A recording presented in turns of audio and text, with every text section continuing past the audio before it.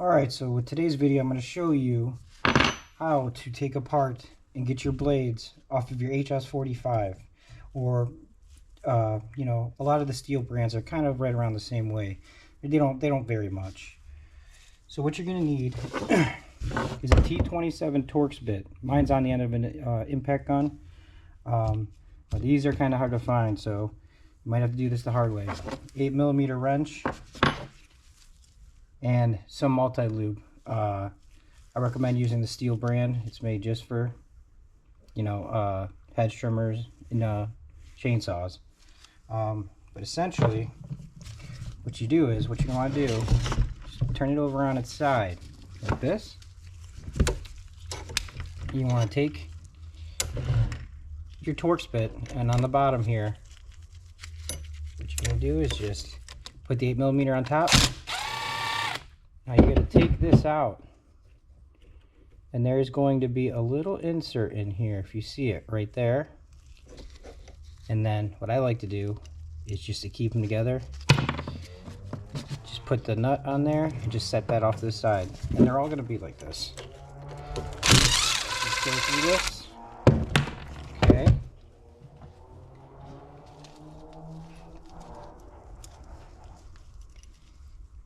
Alright.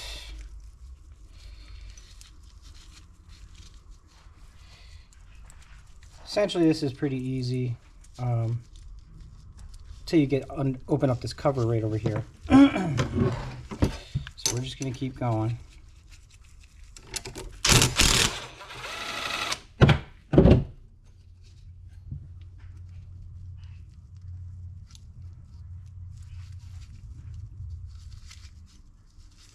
Just keep those in there.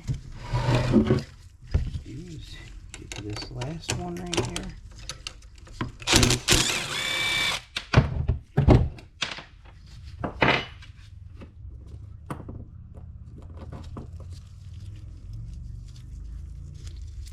Okay, now you get to this part. I'll flip it upside down. And you got 6 T27s here.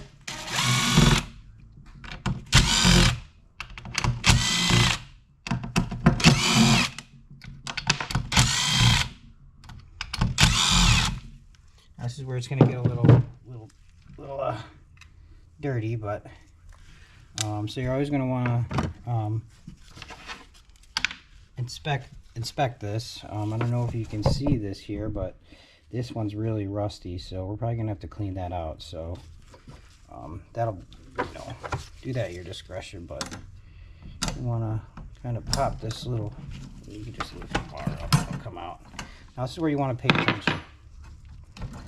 So you want to take this blade off first, and you want to keep it in the same order that you take it out. So on the top, this gear will come out, and then your bottom half will go. So if you noticed, this is bent, so this is meant to go on the bottom. And what these do is, these little this gear, it's essentially goes around like this, and that's what causes the blades to move. So I always like to put this back in here if it's not dirty, but in this case I'm going to clean this one out. So in order to put it back together, it just goes back the same way. Just go right there, put the bottom one down, put your gear in to get it set in there, and see how it moves. And you're going to want to take your other blade, you want to set it in here on top of that. Set that down in there, like so. Take your plate, which I'm not going to fully do because I do need to clean this off, and then you know, just put your screws back in. You know, it's good to do this if you plan on, if you don't want to get charged extra money from the shop for sharpening your blades, or if you want to sharpen yourself, you know. But then when you're done cleaning this all up, what you're going to want to do is, this is where the multi-lube comes in. take this out. This will actually screw into here after it's all clean. And all you do is just squeeze it in there. You don't need too much. You don't need a whole lot. You don't need to fill it up or anything like that. And then, you know, put it back on in reverse order. But always make sure that this insert right here is in there. If not, it'll pinch the blades together and it's not going to run. But essentially, that's it. Other than that, you should be ready to go. Have a good day. Like and subscribe.